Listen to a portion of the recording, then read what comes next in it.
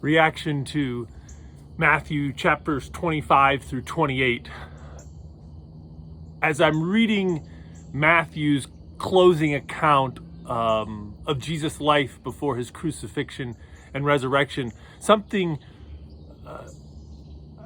stood out to me, and I was reminded of the fact that Jesus, all of Jesus' disciples, the 12, the closest ones, early in these chapters, Peter says, "You're the Christ, you're the Messiah." He acknowledges Jesus as Savior.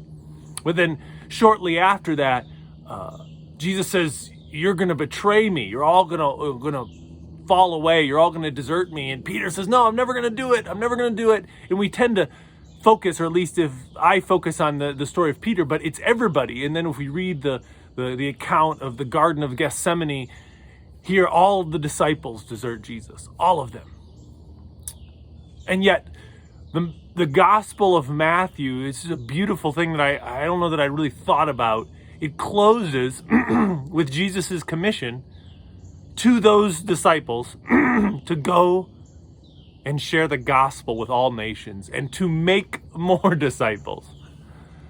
And it doesn't really do a lot in this account to kind of clear up the deserting and the betrayal that had happened just prior, of these disciples abandoning Jesus in the garden and him being alone.